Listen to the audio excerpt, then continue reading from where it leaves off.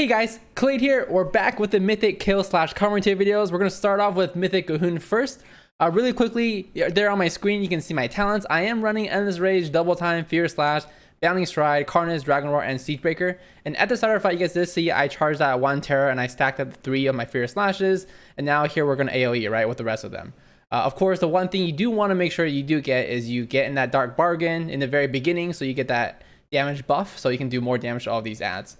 As far as for like damage wise, the biggest thing that you're worried about on this fight is that last phase damage from 20% to 0, which is why I think Fury is viable in this fight, because when you do actually sim the last 20% of the fight, Fury does do pretty well. And actually for my character, it does beat Arms Warrior for Execute, right? So that's why I'm playing Fury this fight versus Arms. And you'll see kind of that in a second too. But as far as for the AoE here, it's still pretty good for Fury. You're not going to get as big of a burst AoE as Arms in that very initial opener. But as you're walking around and killing these spawns like Gahoons, Fury does have an easier time because it's much easier to just keep doing that AoE cleave, right? Whereas as Arms, you kind of just get that Warbreaker Blazestorm combo and then Sweeping Strikes, and then that's kind of it, right? You don't do as well when you're just kind of running around AoEing the whole time. Of course, you guys saw when these spawns do follow you, this is the different difficulty on Mythic, right? When an ad dies, they have these things that'll spawn, Gahoon comes out, and they start fixating on a target. If they reach that target, you get a debuff where you have to dispel it, and once you dispel it, 2 more Gahoon spawns. It's kind of similar to the Infested mechanic you guys see in Mythic Plus, except instead of going to the other ads, they run to a player. So we have all those 3 orbs drop down, right? The beam is happening, we just kill these off. Since every ad is going to spawn a Gahoon ad, there's still a good amount of AoE you can do here. So I do pop my Recklessness here, I pop my Siegebreaker here, and then, just Dragon Roar as many targets as I can. I am in group 4 in regards to running the orbs. So you guys will see as we clear these ads, I'm actually going to go before every ad is up. I'm going to leap out right now. I'm going to go grab my orb. Unfortunately, the ground's a little bit bugged here. Sometimes this happens when you wipe on the fight.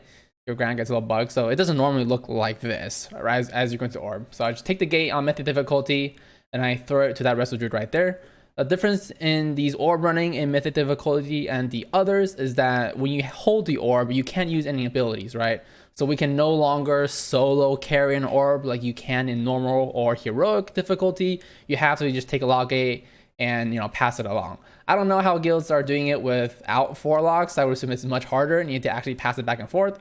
But with 4 locks, it's pretty easy, right? First guy picks the orb, takes the gate, passes it, the guy takes the gate, puts it in, right? And that's it. And the other thing is in Mythic difficulty, both sides go at the same time, and then they have to be put in on both sides within a 3-second window. Then there's also these bursting boils in the ground, these dark crystals, these red crystals.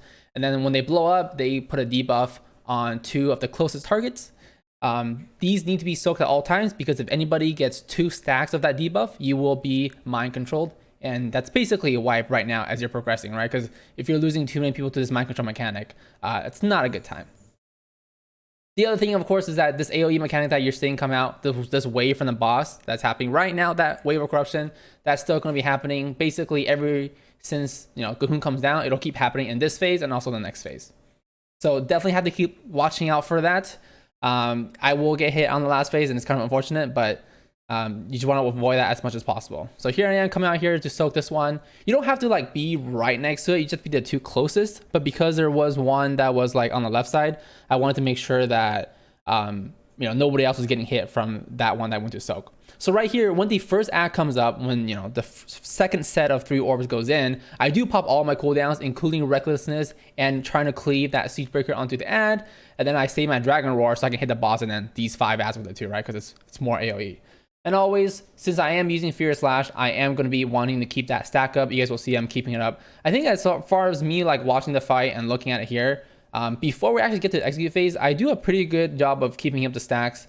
And I was trying to make sure that I don't use it too much, right? Because the problem with Fury Slash is that it sims really, really well, but in practice, it is harder to do because you want to use Fury Slash as little as possible, right? And if you have nothing else to do.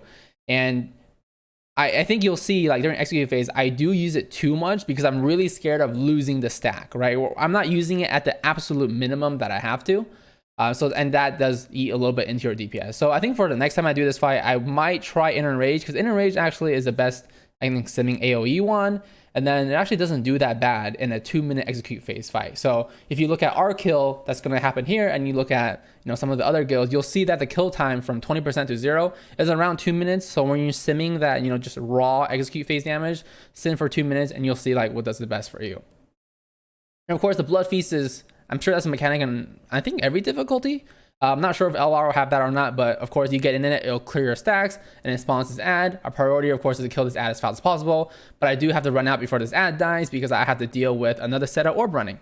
One way, it just disappeared, but one way that I do track when I am running, other than of course it's being called out, but I do leap out before it's called out here, is because the debuff that you see, if you run the first set of orbs, generally you're going to run your second set of orbs right as your debuff falls off, or a little bit after in our case, because our orb here is going to be the last orb that gets dunked in before we transition into the last phase of the fight, right? So that ad spawns, I come over here, make sure I soak it, already people there, so I walk back, and this is where you semi-pop your cooldowns. Maybe when you're farming this boss and you don't have to worry about the execute phase damage too much later on, you can pop Recklessness here. Obviously, it's way more DPS if I pop Recklessness here, but we're more so focused on the next part of the fight, which is the 20% to 0. So I'm not going to use Recklessness. I'm only going to pop Siegebreaker. I'm only popping cooldowns that I will have up, by the end of this next stage here, the collapsing, and then once we into stage 3.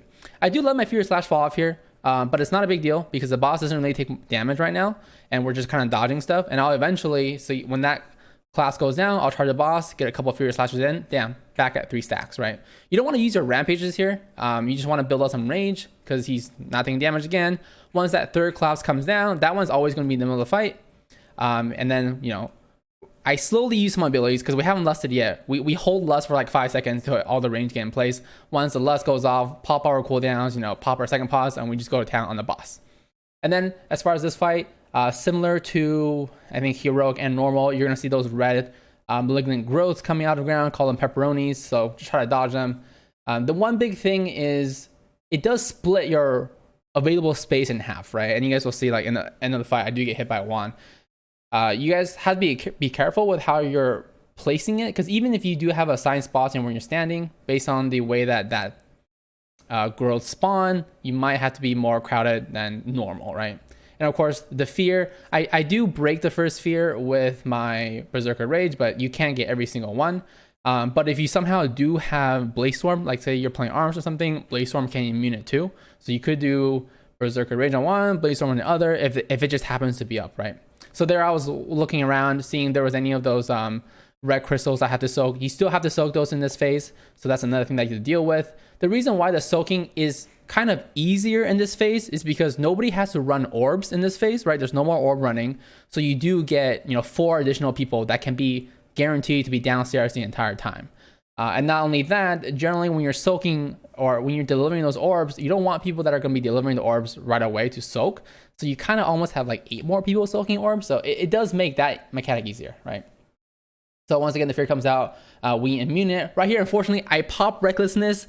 Unfortunately, the wave goes out. I get bounced into a Malignant Growth, and I die right as I use Recklessness. Rest in peace, my DPS, but luckily, we get a B-res here, and boss is only 2%. We can come down. At least we still have Siegebreaker, right? Pop it on the boss, and the boss does go down right about here very soon. But yeah, that's it for Mythic Gahun. It looks pretty fast, like I think once you get used to it. There are every single phase, there's kind of a new mechanic that you learn, you have to deal with, but I do think there's a pretty good mix of mechanics on this boss. It's not as bad as like Mithrax or some of the earlier bosses like Fetid, where you can only take just a couple of melee or like 2 to 4 melee. As far as for what I do on later on the fight, I might test out Inner Rage. That might seem better because there's a lot of movement on the last phase that Fear Slash doesn't work as well there unless you play it really, really well. But yeah, that's gonna be it for this video. As always, thanks for checking it out. Feel free to subscribe to see more. See ya.